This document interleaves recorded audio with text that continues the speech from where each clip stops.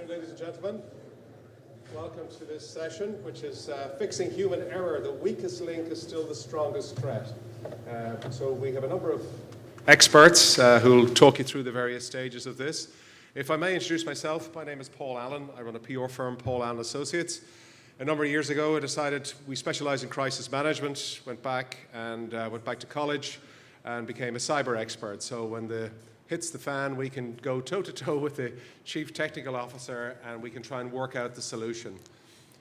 The solution can be in the room, but sometimes if people are going head-to-head and blaming one another, it's not the way of resolving problems. So looking forward to hearing our three experts very shortly as to how they're going to talk about various aspects. I just picked this slide just to help everybody focus for a second. This is a moment in the White House where they're getting the sign out on tariffs for Donald Trump to cause more chaos and more confusion. So not a day goes by, the world is turned upside down, and then we're all in here as cyber experts trying to sort out problems and try to sort out solutions and deliver solutions within, as we would say, the golden hour. The three speakers are going to come up one by one, and then at the end we'll have a session to do questions and answers. And to some degree, I'd have a theory on the weakest links is still the strongest threat, about blaming the human. I think it's a bit of a kind of a hospital pass to blame the person. If better protocols and if there's leadership skills and education and skill sets, it certainly helps everybody. So let's get into this. Good afternoon, everybody. I guess we're between you and lunch, so that's a tough slot, right? Human factor, why cybersecurity still starts with people. So we've got a recent bit of research that we just published that's based on what we've seen over the last year. It's part one of this. 3.4, the research we've got based on 3.4 trillion emails, 21 trillion URLs, you can read that, 0.8 trillion attachments and a load of SMS messages. I'm going to go into those stats a little bit later, but first of all, I'm going to jump in my time machine. This is me being, it's quite incongruous, Sparta! Anyone seen the film 300? Middle-aged fat guy on stage pretending to be a Spartan warrior. It's not a good look.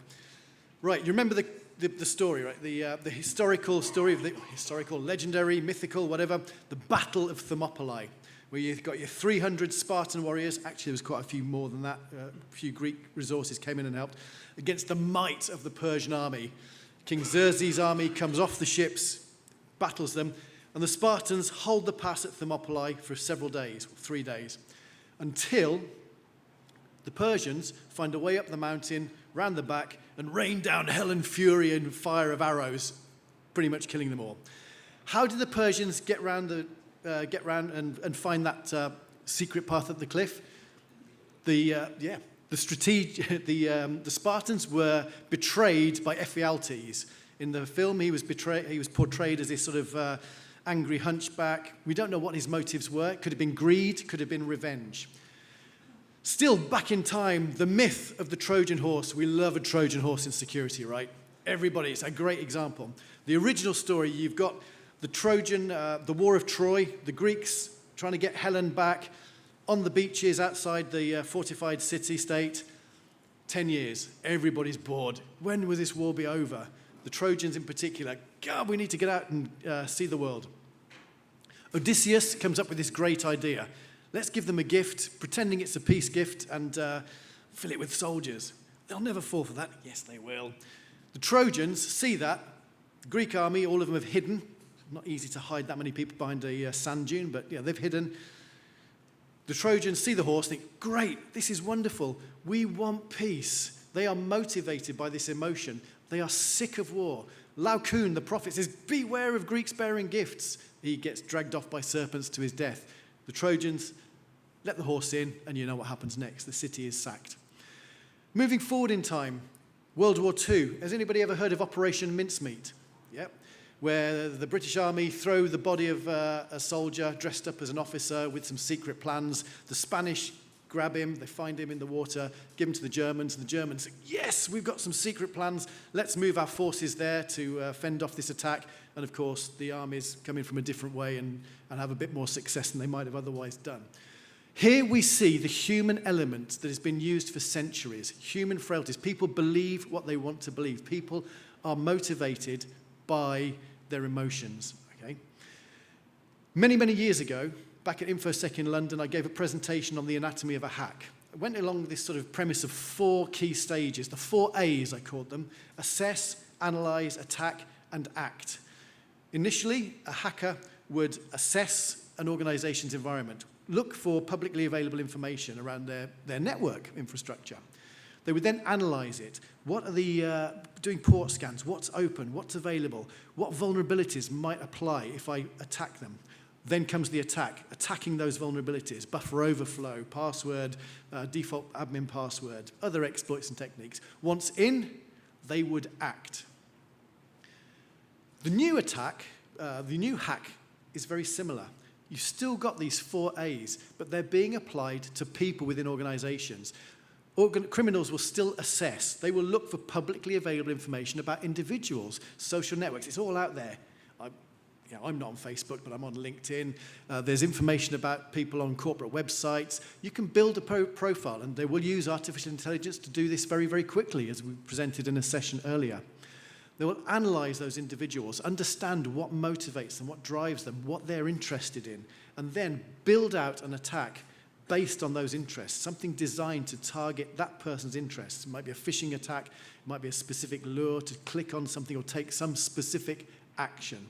And then they will act. Once they've got a foot in the door, they'll move laterally, steal something, get that person to act on their behalf, wire some money. So that's the new anatomy of a hack. We see this in the research that we've published recently. A lot of advanced threats don't have anything malicious in them. Specifically, I'm talking about email here, mostly. They don't have links to anything malicious. They don't have any malicious attachments. Many of these attacks are purely built on social engineering. Many, many years ago, you may have seen that cartoon. In one corner, it's a boxing ring. In one corner, we've got all these criminals and all these security tools. And in the other corner, we've got Dave. And Dave is always perceived to be the weakest link. People still are the weakest link, but it's not because they're not trained. It's because that is how criminals work. That's how criminals use our psychology, the brain chemistry that we have to get a foothold in. So we see things like advanced fee fraud. Someone says, hey, we've got a free piano for you. All you've got to pay for is the shipping. Well, pianos are quite expensive to ship. So if you want a free piano worth 2,500, whatever, pounds, dollars, euros, you just need to spend 100 or 200 euros on postage and packaging. People say, oh, great, I want a piano. They never get the piano. They lose the 200 P&P cover. Telephone attack-oriented delivery. We're an industry that loves an acronym, right? We've got a TOAD. For years, we have been training our users, if they see an email, don't respond to the email, call the number at the bottom to make sure it's the right person. Criminal gangs are using this now. They will tell people, phone the number at the bottom. Nothing in the email to click on, but you've got to notice that, you owe us $200, whatever. Your McAfee license is expired, and if you don't, we're going to automatically charge you. If you need to solve this, give us a call. You give them a call, say, oh yeah, we can get the removal software on there. Click on this link, I'll guide you to it, and I'll guide you through the process. Click, click, click. They've installed the McAfee removal tool. Yeah, it's a remote desktop exploit, whatever. They're done. Quick tasks. You get an email from your CEO. I need you to buy me a gift card really quickly. Oh, you don't question the CEO. You're a bit scared of doing that. So people take action. Now, criminals, they don't have to be successful every single time to make money. They're profiteering off that 5, 10, 15, 20% of people that are taking action and activity. Even in advanced persistent threats, nation-state actors who are trying to break into other governments or other organizations across the world, the likes of North Korea, China, Russia, many of their attacks, 25% of their campaigns, based purely on engaging and entering into conversations with their targets. No malicious contact, building up a relationship. 90%, more than 90% of pure social engineering APT campaigns pretend to be interested just in collaboration engagement. Ones that we saw recently was, if you recall the problems that South Korea had with their president getting impeached, somebody pretending to be a journalist, speaking to someone in North Korea, a North Korean person, pretending to be a journalist from China, asking somebody important in South Korea, I'm a journalist, I'm really interested in your information, read your feedback as I write this article and perform my research. People feel flattered. They want to help, and they want to provide this journalist information. It's a criminal actor. So what we have is what I call the human factor. The human factor. In our brains, if you see a picture of a baby or a kitten, you go, oh, it's so sweet. Oxytocin, the chemicals in your brain, oxytocin, serotonin, dopamine, I can never pronounce this one, norepinephrine, adrenaline. These make you take an action. Okay? This is an evolutionary response. Our brains are wired to react to external stimulus. That was water, not vodka. To external stimulus. Okay? That is why humans remain the weakest link. As was briefly mentioned earlier, the way we can overcome that is not just through training. Of course, we have to train people, educate them, empower them to make decisions, help people become informed, to change the way that they act, not just change the way that they react. But also back that up with technology, because everybody will have a bad Friday afternoon. Everybody's going to have a bad day once in a while. They're distracted. The chemistry in their brain is possibly imbalanced. Training people is great. We need to back that up with technology as well. With that, thank you very much. We all talk about the weakest link. We all know the programme. Right. So business really is the same principle. So those who don't know U-Secure, naughty, we're one of the leaders in risk management. So we've been around since 2016. We've got a global presence. We're now billing out over 350,000 users per month globally. We are partnered with lots of distribution partners around the world. We're channel first. We provide our platform in 9 languages and 7 currencies. And those languages are always growing. We lead the way in security awareness training, and we are highly regarded by G2 and the Channel programme, if anybody knows them. So basically, these platforms, our MSPs vote on our ability as a vendor to provide the service that they need. Traditional security awareness training is pretty much broken. Most people don't like it. It's time-consuming. It's boring. It's not designed for MSPs. Users tend to not engage as well. So what we did, we rewrote the platform so we make it more engaging by using our animators work, which is great. We have Cyberto here, our cyber villain. It's built for MSPs. So MSPs don't want to have a nightmare managing software. They've got more than enough to do trying to keep customers happy. So we built it for you guys. We recognise ongoing human risk management is key. So 90% of security breaches are due to human error. It's a simple fact. So by providing awareness training, this mitigates 84% of business is affected by phishing. You have to train your workforce. It's now a compliance and legal requirement. So if you've got cyber insurance, you need to train your workforce. So with the right training, you can make this work. You don't believe me? Look at the stats. Munster Technology University, February 2023, 4 of its campuses were shut down for 2 days.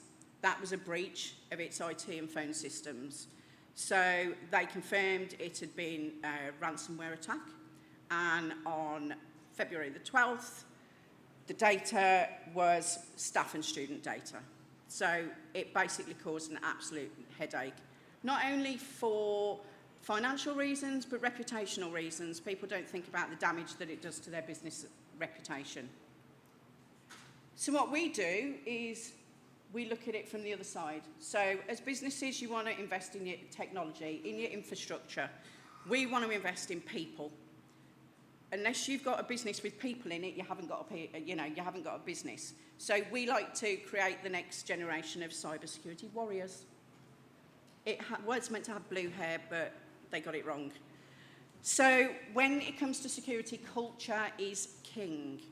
So the security protocols, effectively, of the moat. Your business is your castle.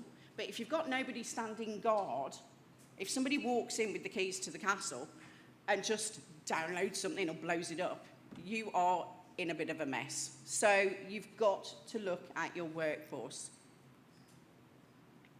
2023, 21% of SMEs probably going to face a cyber attack.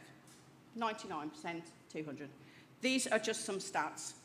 Security culture is a massive thing, and it starts from the top down. So by educating your employees, it makes them understand what the risks are. The lady on reception is not going to have the same understanding as the guys in the security team. They're just not. I could bore you to death with everything that technically you should apply to. So these are some of the strategies. So we can't tick all of those boxes, obviously. But what we do is we tick some of them. So we make it nice and easy for you to build your frameworks as MSPs, because that's the best way to do, and deliver these to your clients. So how do you do that? You look at the organisation. You look at high-risk users. Those are the ones that are going to be targeted. You include exposed data. So you look at what's exposed out there, and then you say to that person, oh my God, we found this, let's remediate it. You have to be resilient. And then that will then come down through the organisation. It's all about ongoing reinforcement. People don't want to be told off. They want to be advised. You want to be their trusted advisor. So what we do is we give 4 modules out. So it's all one price point. It's not complicated. Licensing is easy and simple. So we have a learning program, a phishing simulation program, a breach dark web monitoring, and policy management. So we deliver these in one platform. As I say, it's one price. There's no tiers.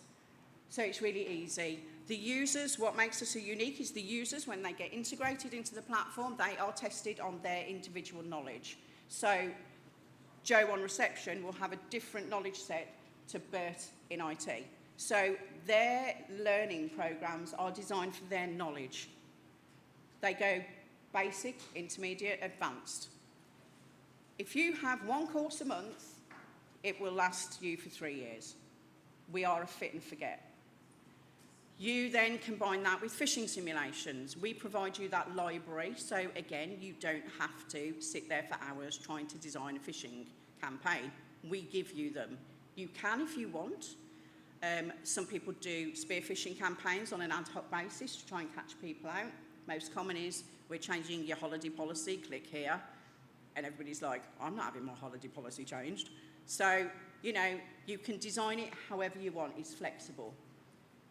UBreach Pro is our dark web monitoring. So look at what a user has been exposed to on the dark web and then tell them about it, because they probably don't know. Explain why they need to change and remediate that. We give you that information. And then policy is, I personally class it our hidden gem. So when you all start in your current companies, I'm assuming you got bombarded with a load of policy documents and contract of employment and all sorts of stuff that you had to sign. And you all have to tick a box going, yes, I've read and understood these terms. And I pretty much guarantee most of us don't read anything, but we tick the box and we send it back. What we do is we automate that process.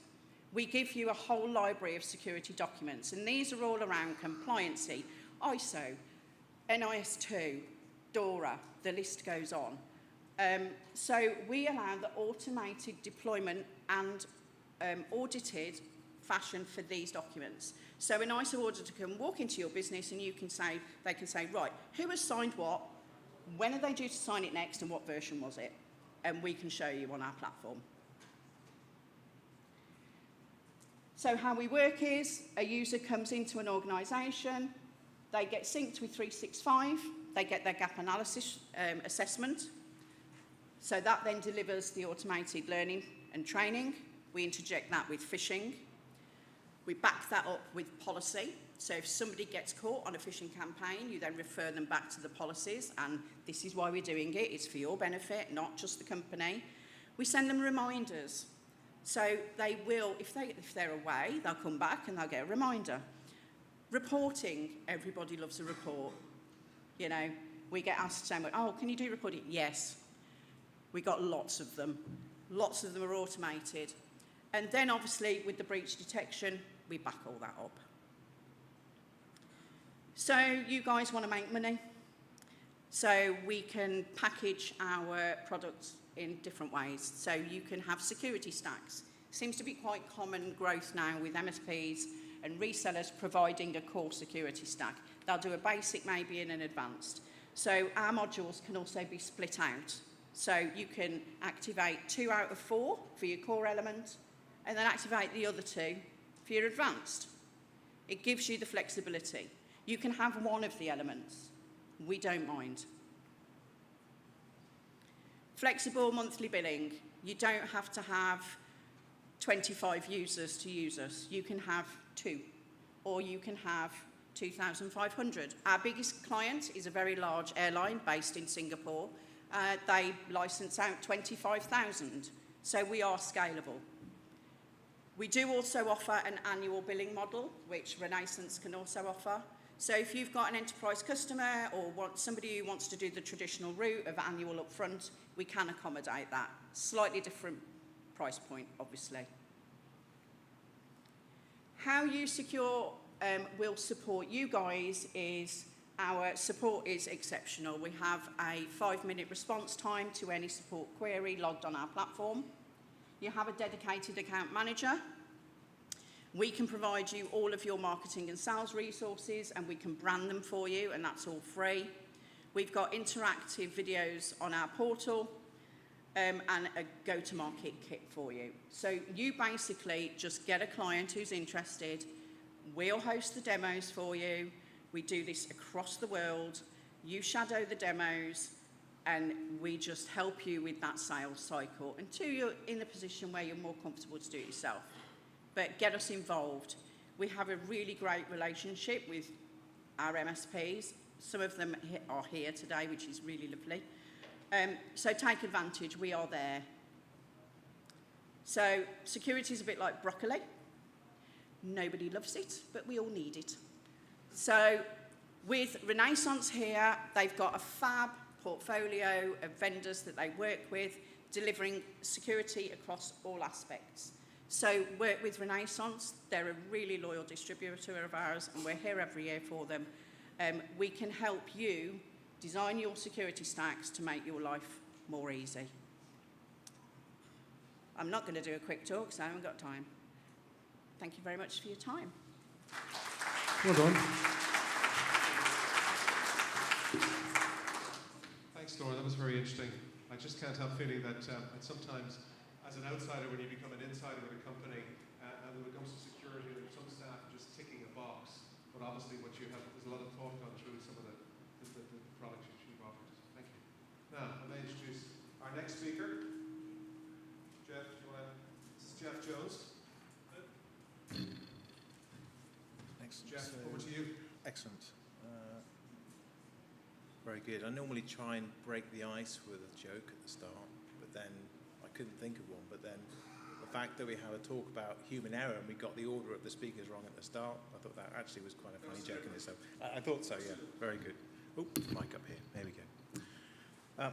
Hello, I am Jeff, and I'm the Territory Director for Admin BioQuest EMEA. At this point in a presentation, usually I would be going through a bio that wouldn't look at a place on something like Indeed, but there's not enough time, so I'm just going to shamelessly plug my YouTube channel that's not monetized, but actually it's devoted to the product and training videos and stuff like that. So I couldn't resist but get it. It's at zero crust, that's zero trust without the hard bits, as I say.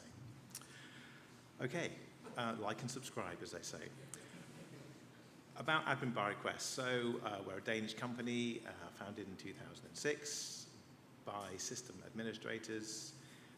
The basic idea of creating simpler tools for other sysadmins. And then the general thinking is that, you know, geeks, and I would class myself as a bit of a geek, we like techie things and complex things, but that's actually not the case. We much prefer things that just work and that are simple, because we may have many things we have to manage, and so therefore we don't really want to have to remember how to something works. So simple is actually good. And also that's important when it comes to human factors such as high stress situations where you need to do something under stress. Simple products work better in those situations. So at the start of each year, I generally sit down and have a think about the theme for this year's conference talks, and this year I thought I would go with supply chain attacks, which was actually quite a good choice of mine. And I did actually have, the last talk I did have a little bit of a kind of Romanesque theme to it, which wasn't too dissimilar from your presentation, which I thought was very good. So in these talks, I would generally talk about the 5 most common types of supply chain attack. And when I looked at the attack types for this talk, I can recognize straight away that actually there are 2 of those that really do involve more the kind of human factor, the insider threat and misconfiguration. Those are the 2, in my experience, the big ones. So moving on then. So I think when it comes to talking about the human aspects, we do get quite fixated on prevention. How do I protect and prevent an attack? But actually, I like to think that avoidance is probably the best strategy if you can do it. For example, if you want to make yourself immune to VPN attacks, you could choose a solution that does not involve VPNs, therefore you have avoided that kind of attack itself. So, and I think also it's wise to be almost pessimistic, and in my background as a techie, I always would think about the worst case scenarios so that I had a plan in case that did happen. So after avoidance, I would move on then to prevention. Obviously, that's you need to have a strategy for that. And then if that obviously doesn't work out, then you have containment. So those are the sort of the APC that I like to think of when talking about strategies for dealing with these kind of things. So if we talk about avoidance strategies, well, we could use something called an RPAM. So PAM, Privileged Access Management, well-known category of products, and it's evolving slightly now to involve RPAM, which is actually, so PAM itself is all about accessing privilege locally. RPAM is a step forward in that you're doing that, but for remote users, basically. And if you can consolidate access in your organization with using something like an RPAM, you can take care of the access and the privilege at the same time. And when I did a talk earlier this year at Gartner, this was quite a hot topic. And it did become apparent that because PAM is all about sort of local on-network privileged management, the remote access side of it was generally involving different products. And it's a misunderstanding that the access in PAM itself was access of a system, and actually it's about the access of a privilege itself, not the system. And that is quite an interesting misunderstanding.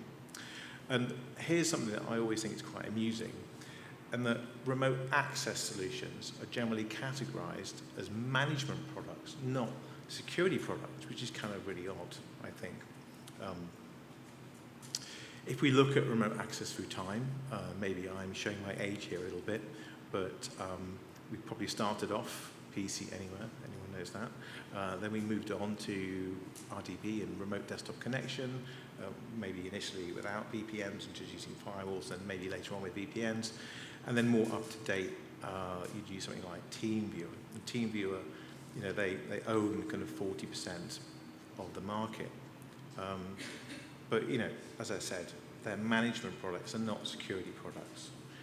So because these products, or TeamViewer in particular, but maybe others like it, are so entrenched, the PAN vendors thought there wasn't really much point to reinvent the wheel. And so then you have this sort of uneasy relationship between the remote access vendors and the PAN vendors. And I like to think of the remote access as being kind of like the door and the privilege management as being like the lock. And there was sort of uneasy coexistence. So, my clicker stopped working, so there's more error. Hang on a second. Okay, so I define total remote access is basically all the remote access organization needs. So that would start with remote support, so that's like screen share, then unattended access for unattended access of things that aren't running users, so that would be servers and infrastructure, and then finally you would need to take care of vendor access as well. So these are the three functionalities that you need in your organization, and you really want all these functionalities in the same solution so you don't have any gaps, and you definitely don't want to have these with different products and not integrated with your privilege management solution. So you can make misconfiguration. We talked about the misconfiguration as being by basically unifying access through something like an RPAN. You can enforce approval when you need to grant access to systems. And you can also, using something like an on-prem gateway, which is kind of like a broker or a proxy, you can enable access to manage something from the internet without actually granting access to the internet from that device. So you're basically making a misconfiguration attack not applicable. Insider threats, there's the classic, which is you phone up someone and you pretend that you're from IT and you ask them to give you their quick assist code, so you don't want to be using things like token-based remote access. You want to avoid giving help desk staff full unaudited admin privileges. They would usually have that granted to them to fix issues with systems, so I wouldn't recommend doing that. And also I'd avoid using like rotated solutions such as LAPS, so dishing out LAPS passwords to users, and that's too much privilege for too long. So you want a one-hit break glass solution if you really do need urgent admin for a certain particular situation. And then obviously centralized logging of all of that privileged behavior too. And something else actually, which is not quite relevant to PAM, but relevant to remote access. If you want to try to sort of avoid also data loss, everyone's always talking about BitLocker and disk encryption. That's great if someone rips out your hard drive and runs off with it, but if they come into your profile, obviously all your files in your profile are not encrypted. So you would want to consider using things like PDE, which is from Microsoft. Other encryption, file encryption systems are around, but using PDE, then basically if someone does go into your computer on another profile, you won't be able to access other profile personal data from that. So think about file and folder encryption in addition to the disk full volume encryption too. And that actually is included with Windows 11 Enterprise and Education, I think, so worth checking out. As for prevention, I like to think that simplification is in the human context, a big thing to consider. And one of my catchphrases is complexity is a vulnerability. And basically, we have a look. I mean, these are some figures here from the IBM Cost of Data Breach Report. 50% of the breaches basically through misconfiguration. The CIO magazine, 67%. And also Gartner said that by this year, 99% of those failures would be the customer's fault. And we still have a few months left to achieve that, I suppose. But yeah, I mean, your armor, your protection may be bulletproof, but misconfiguration is the chink which a well-aimed shot will take you down. So it's possible to make a complicated product easier to work with, but naturally I'm always going to recommend you look for RPAM and related solutions that have intuitiveness built in. And one of my favorite slides, something that I call painting by blunders, and this really talks about the what happens when in IT, when you have people that can't solve a problem quick enough. They do something called, what I call, painting the Rubik's Cube. Rather than work to solve the puzzle, they sort of change the colours, paint them over to fix the issue, but they're not really fixing it, they're fudging it. So if you can't figure out how to get a policy to apply to one user, you just apply it globally and it's sort of sorted. But that, obviously that's not actually solving the problem specifically. And if your security policies are too complicated to configure, and if the implications of change are not clearly understood, then in my view, that's not a secure system. So in containment, EPM obviously is a great privilege management, removing admin rights, deliver just the right amount of admin to just the right user at just the right time, for just the right amount of time, is a very good containment strategy. And basically, if you're trying to contain on a compromised system, obviously if we're in this situation, then someone has got access, we're not in a good place, but we can limit the damage, basically. And so that can be done through making the credentials inaccessible. So if we're going back to the traditional PAM vault managed credentials, so if they steal credentials, then they're of no use because they've been rotated already. As we mentioned with remote access, you can integrate your remote access and your EPM, your privilege management together, so that when people do access systems, when they go on, they're non-privileged. So again, there's limited damage or limited access that people can do by giving them less privilege. And then some systems, including ours, we would have built-in reputation solutions, so that if they did execute something and it gets triggered by the OpSWAT system, then it would not be allowed to be executed. So these are all good containment strategies.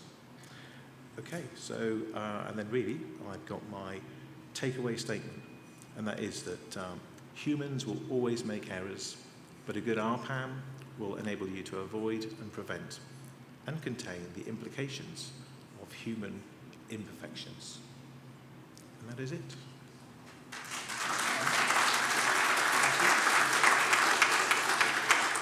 We'll start by doing some questions and answers now. And again, as I keep saying, as a layperson, there's a well-known retailer that's having its difficulties at the moment. Its chief executive said the cyber breach, the cyber attack has cost them 350 million. We better not mention the retailer, but I think we all know who I'm talking about. Would I just pass that around in terms of your comments in relation to what we're facing? Is the retail sector the target for some of these bad guys to go after? Yes, I was listening to the news the other day, and the retail sector is not the only sector, but they are really susceptible to ransomware attacks because of supply chains, because goods go out of date very quickly. So the ransomware gangs will say, look, you're screwed if you don't react quickly. The timings for them are so important that that makes them a very good target for the criminal gangs. We're seeing a lot of that. Plus, their reliance on supply chain. So, many of the well-known brands will have exceptionally good security teams in place and really good response strategies, but you're only as strong as your weakest link. And the supply chains for many of these are the same. So once a criminal compromises one of the suppliers, they may have an in to multiple retailers, which I think is probably what we've seen recently. Yeah. Would you like to add, because you were talking earlier on, Jeff, about the supply chain. It's a vulnerable area that we all face. Yeah, no, I think that's a very good point. You know, it's you're only as strong as your weakest link, and you know, these big supermarkets. But quite frankly, it's any retailer these days they have. You know, you've got the kind of Well, loyalty programs as well. Yeah. those programs are a great repository of personal information. I mean, it's not always the case that you're after passwords anymore. You're actually after identities, because you can do a whole lot of stuff with identities. Many people in this room would have had situations where, you know, they haven't stolen your credit card details, but maybe they're using your identity to get a credit card, and then all of a sudden you start getting bills that you know, they're not yours. You know, so you can get a lot of information from these loyalty schemes, or just even stuff like your date of birth and your name and your address is a gold mine, and they just get literally sold. And I think one of the things we talked about earlier is that when you have these breaches, it's not like, oh, there's a breach, oh, now all the tills are working again, it's all fine. The ramifications of these breaches go on for years and years and years. There's more of this personal data is sold, resold, because there's a whole channel of it. And I don't think the full implications of the breach will be known for many, many years to come. So although everything will appear to work and the damage of the breach would have been repaired, there's a lasting damage of the leaking of personal data that will be with us for unfortunately a long time to come. And that sort of thing can't just be repaired by resetting the password, because you can't reset leaked information. Yeah, we're getting a lot of interest around smaller suppliers because of supply chain. Obviously, things like DORA and IS2, that is now entering into the small business world. So, whereas before, you know, you had to be an enterprise client to get into one of these big boys, now it's much more easy to transact with these organisations. Yeah. You know, you can make yourself more appealing, more cost effective, but from an organisation point of view, you've got to make sure that you've got all of the protections in place, obviously from endpoint to gateway to people. We do a lot of work about compliance, and that's one of the big drives. So yeah, it is relevant to everything. Okay, so that's just retail, but if we ratchet this up now to aviation, nuclear, medicine, can you give us examples? You were talking about you have an aviation client. So how can you introduce, like in the high-stakes business world, high-stakes medicine, nuclear, as I said, aviation, but obviously people are people and mistakes will happen. Indeed, Singapore Airlines, we look after them and their subsidiaries. It's really complicated because their infrastructure is so complex. But in Singapore particularly, if you get caught having a phishing compromise, so if you answer wrong to a phishing email 3 times, you get fined by the government. It's an interesting perspective.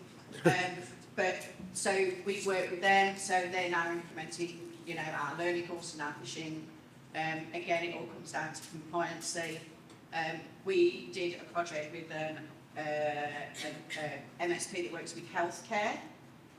And the problem with healthcare is you've got, people cleaning the floors, and then the doctors and the consultants and the surgeons, they're all on a completely different level.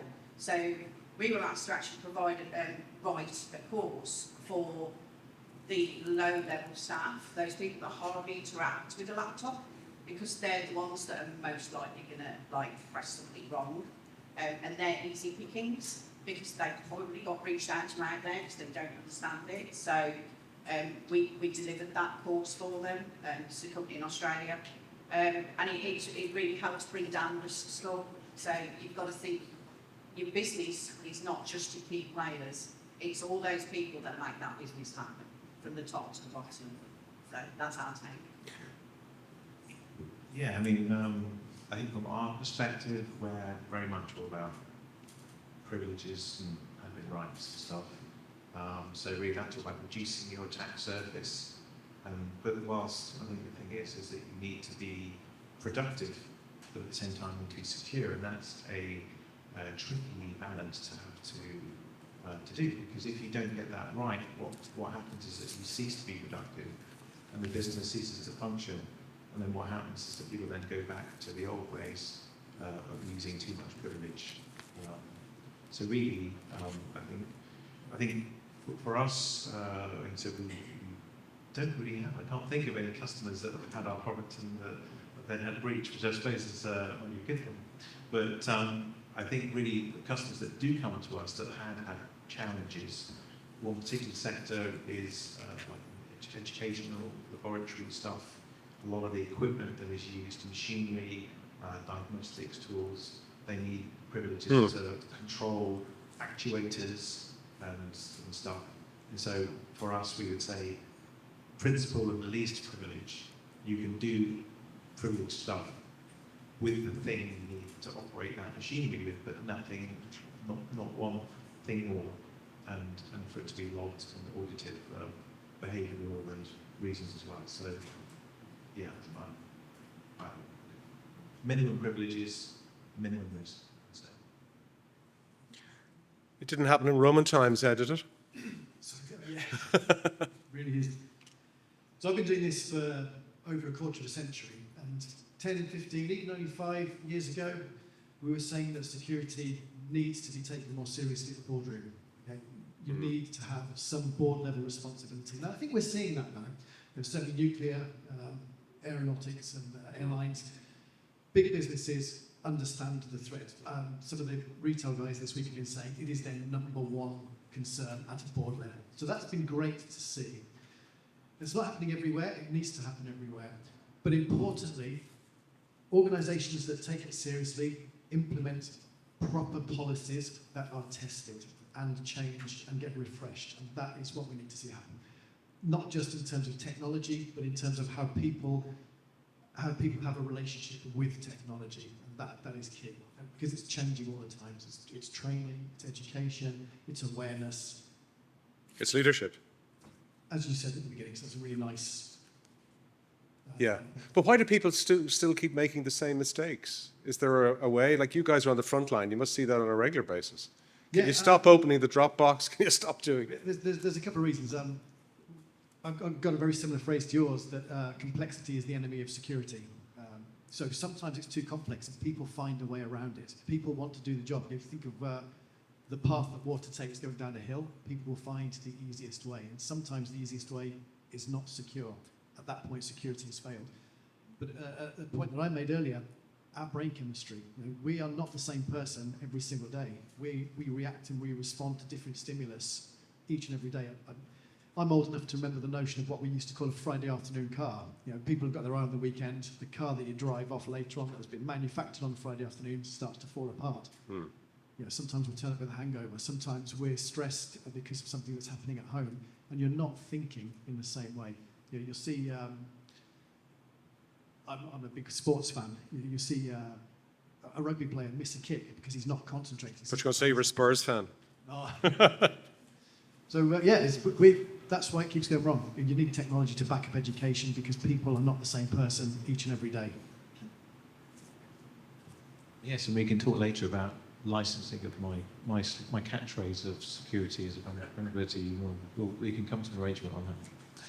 I think that one thing I mentioned is that there is a certain amount of authentication attrition in that we have these MFAs and these things that we go through, and actually they become almost unconscious things that we do. So that when I hear now that people are inventing attack types that look like MFA, you can imagine how easy it would be for someone to just blindly go through MFA, and so the threats always going to evolve, the techniques are always going to evolve, and sad state of affairs, you just have to keep on top of it, and education, the SAT, the security awareness training, I think is really, really important, and I think that also has to be made entertaining and interesting, because if SAT testing is boring and people aren't going to pay attention doing it. So there is, I think I would say there's a certain amount of attrition in all this authentication stuff that you have to do that can end up becoming automated in a way, and then you end up getting caught out. And some of these things, I actually got one recently from Dropbox, which was it was DocuSign. It was a very good one. I almost felt like congratulating the person that did it, because it was very good. And you just have to be smart and think before you click, I guess. Well, as a regular user of DocuSign, would you like to amplify that a bit more?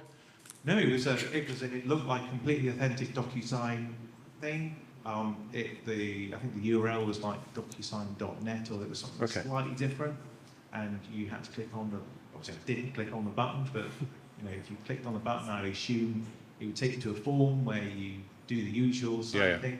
People do DocuSigns all the time, so I can imagine that just another identical DocuSign thing would come in, Bob.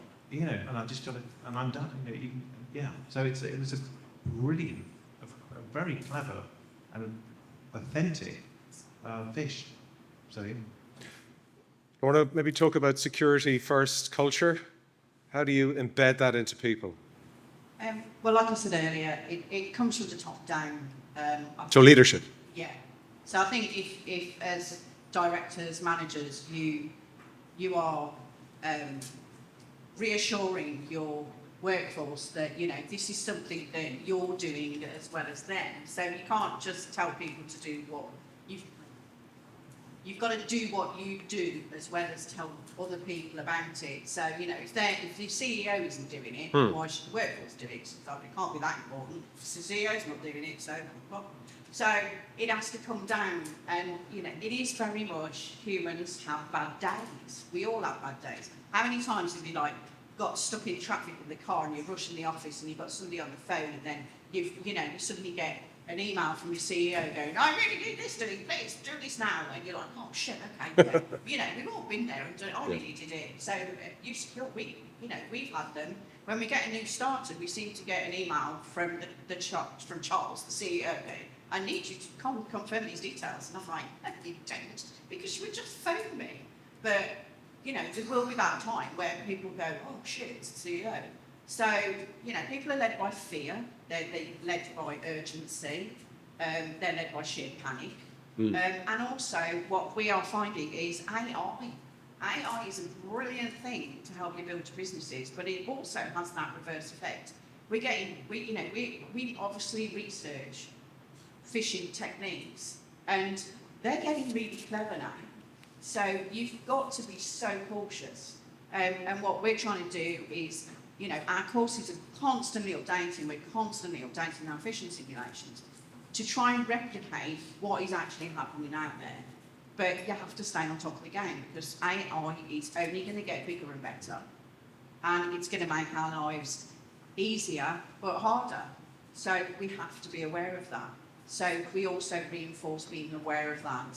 And we do some really good phishing scams. We're just going to be finishing up in a few minutes, and maybe we could talk about misconceptions and phishing.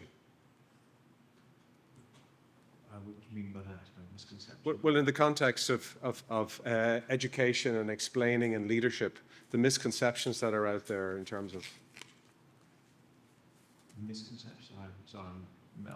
Well, in terms of security breaches, the misconceptions, that's when we're trying to train people to be a bit more savvy and a bit more switched on. How do you explain to a workforce about the scenarios that are out there, and to be mindful of the misconceptions that are out there? Right, okay. Well, obviously you do have your security awareness training. To some people, that's just ticking a box. Well, yes, that's true. But again, as I said, it needs to be made engaging and entertaining so people actually do it. So I've seen lots of different sorts of SAT, and there are some better than others. But I think that it's I think you have to just get people into the culture of being careful and mindful. And it's not even a case that an email that looks suspicious, because some of these emails look totally genuine. And so yeah, I think it is really education based, and yeah, you just have to. I suppose also the SAT is going to report back as to which users are passing the tests and which aren't, and those that aren't, you know, will then have to go for extra education. But yeah, I think the other thing I think also is that comes back to my thing about simplicity angle, is that quite a lot of these phishing emails, they focus in on urgency. Something needs to be done urgently. Yeah. And that is what they're trying to do, is they're trying to trigger you into doing something in a hurry so that you wouldn't take the same precautions as you would normally do because somehow something is urgent because, you know, the CEO is asking you or whatever, and it's not the CEO, but he, you know, like you say, so you need to be always on your guard, and if someone is saying something is urgent, then that in itself could be a red flag that we need to be more careful. Ed, we'll give you the last word. Yeah, I think one of the biggest misconceptions of phishing is that it contains a link or an attachment. Yeah. People are looking out for those, they're trained to look out for those, and they forget that these days the criminals using AI will try to enter into a relationship, into a communication trail that builds trust, and the action will actually be later rather than immediate. And that's, I think, the biggest misconception about phishing. It's moving on, it's advanced, it's evolving. Okay. Lorna, Ed, and Jeff, thank you very much for your time. I hope you learned something today, and I certainly enjoyed the session. So put your hands together for our three speakers. Thank you very much, guys. Thank you.